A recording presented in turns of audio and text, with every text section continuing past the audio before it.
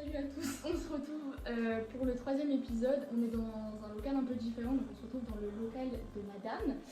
Et on est sur un petit indice si ça peut vous aider. Je ne vais pas faire grand chose, mais je vous mettrai la photo juste après. Alors je m'appelle Aurore Robin, ça fait un peu plus de 3 ans maintenant que je tatoue.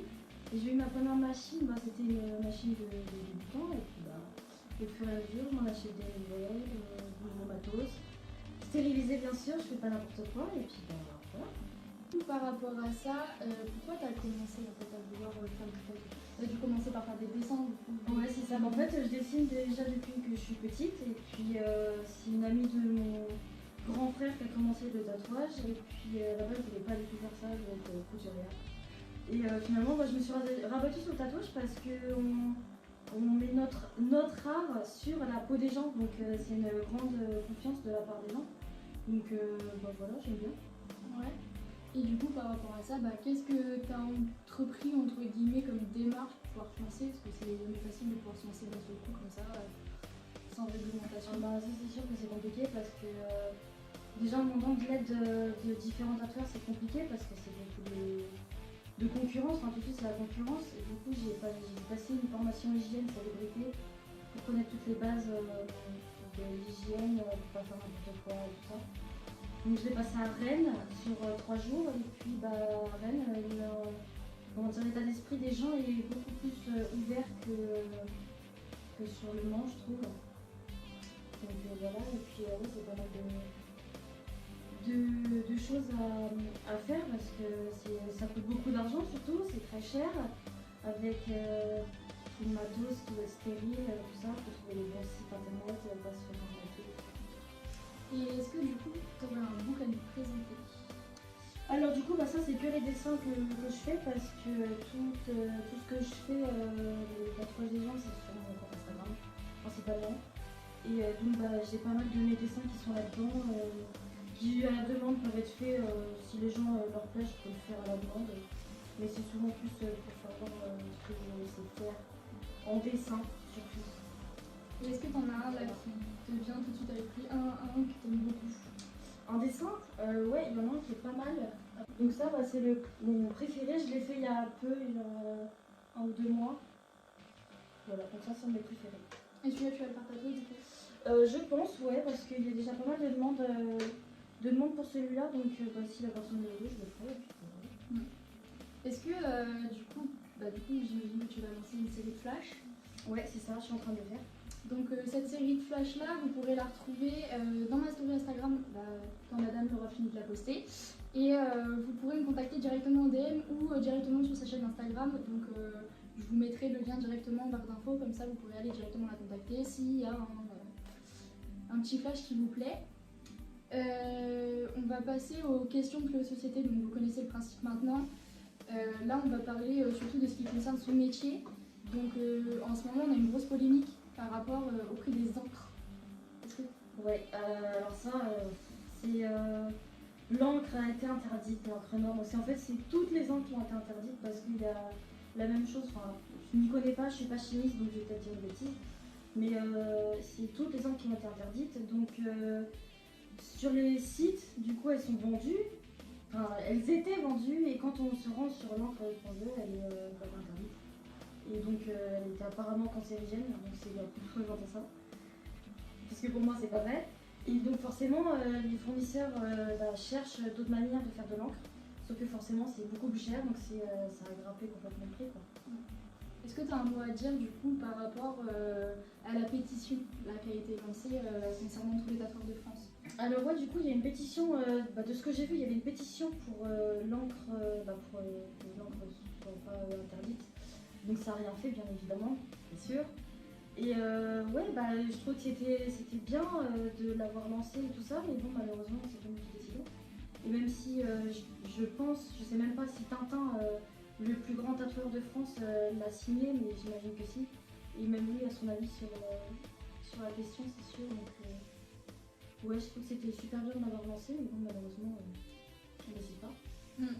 Est-ce que du coup, là on va vraiment parler de société, est-ce que tu comprends toi les gens qui te disent que quand tu démarres bien sûr, que ton tatouage est le prix de ton tatouage est soit trop cher, soit ils n'arrivent pas à comprendre en fait que tu es obligé de te faire une marge à côté et ils disent tout le temps que c'est trop cher.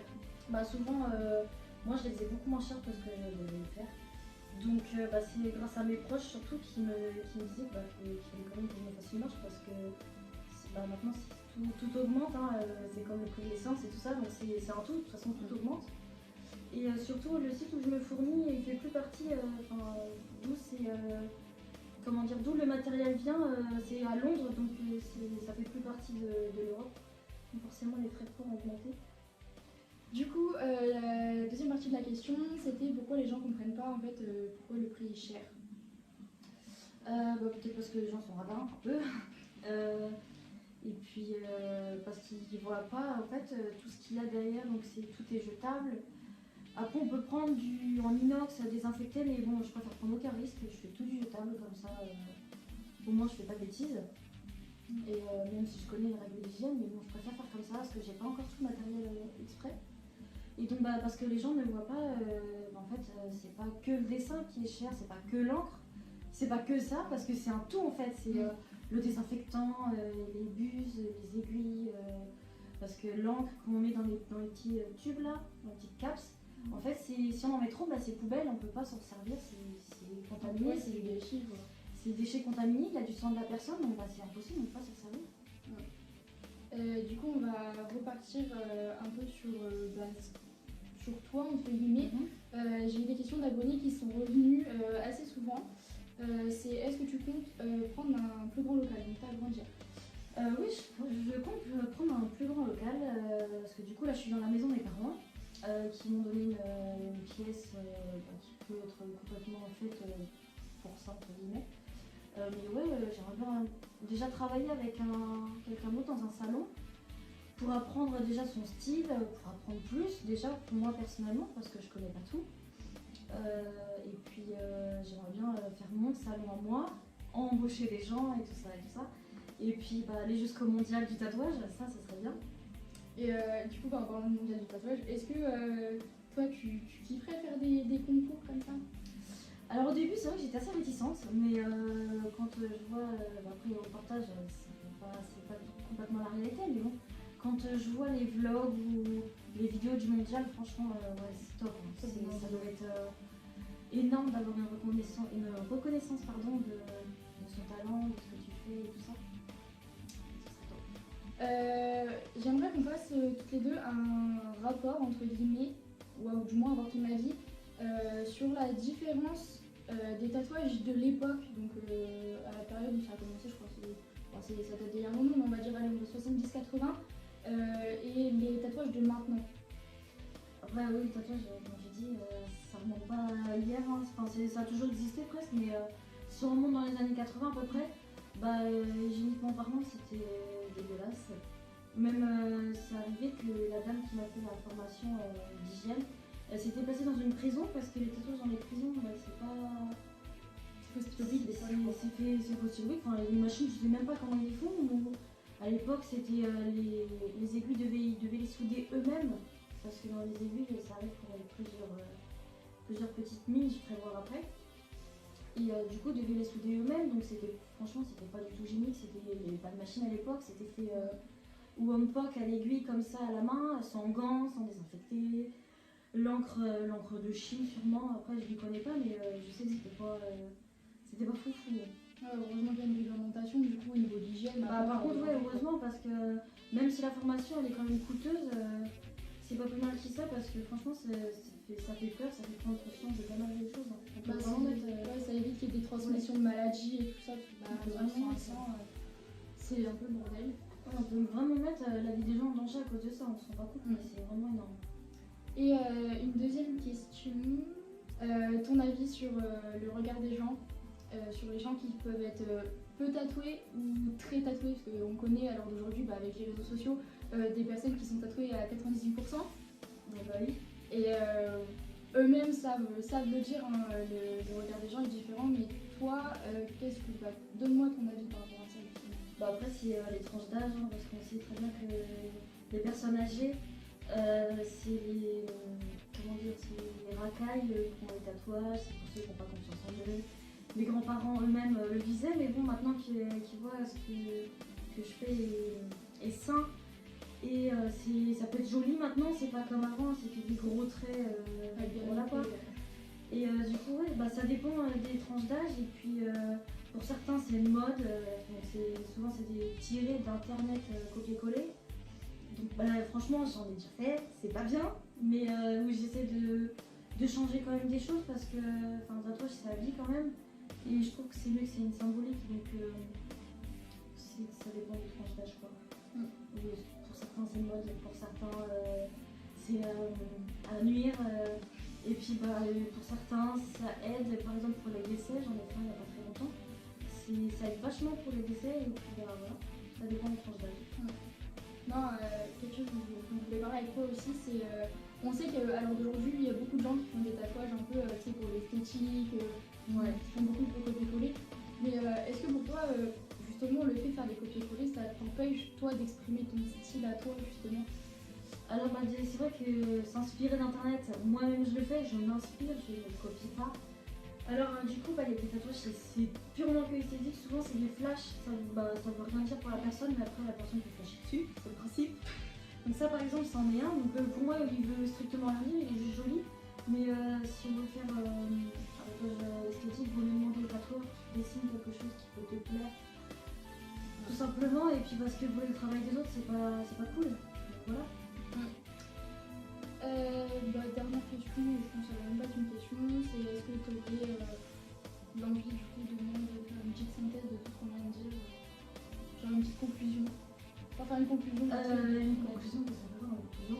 Voler pas le travail des autres parce que c'est pas cool. Si, faire travailler, moi, dans mon cas, me demander des choses différentes de ce que je fais d'habitude parce que c'est moi, c'est beaucoup des fleurs et tout. Donc quand on me demande autre chose, ça me fait plaisir, ça m'entraîne encore plus, ça m'apprend des choses. Et du coup, voilà, faut éviter de regarder sur internet ou s'inspirer d'internet parce que voilà, d'avoir le même tatouage que plein de gens sur Terre, bof. Et puis voilà. Et ton avis sur les gens qui critiquent les tatouages, les gens qui... Après, les gens qui critiquent les tatouages, ils savent pas le milieu, après c'est peut-être pas un tort, ils connaissent pas, donc chacun peut avoir peur de ce milieu-là. Mais pour moi, c'est un milieu maintenant, c'est de plus en plus accepté, donc il n'y a pas à avoir peur, après chacun pense ce qu'il veut, mais si les gens ont peur, ils ne critiquent pas, et puis s'ils ne connaissent pas, ils ne critiquent pas non plus, et puis voilà quoi. Il faut savoir que les gens commencent, et puis voilà. Il faut se comprendre des choses quoi. Voilà. Et merci bien. Merci pour ton accueil et le petit tatou qu'elle m'a fait, parce que du coup c'est ma tatoueuse personnelle. Voilà. Je vous mettrai le tatouage bien sûr dans la vidéo pour que vous l'ayez en photo. Pour vous montrer du coup la différence entre un tatouage esthétique et un tatouage personnel. Moi je suis vraiment sur les tatouages personnels. Alors pour voir elle est sur les tatouages très très esthétiques, il y en a beaucoup, hein, vous pouvez voir, et encore vous n'avez pas vu les jambes, hein. Mais voilà. Et puis je vous mettrai du coup toutes les coordonnées d'Aurore en barre d'infos et sur la vidéo. Et puis vous pouvez retrouver ces flashs du coup dans ma story comme j'ai pu vous le dire en début de vidéo. Et puis merci à toi. De rien.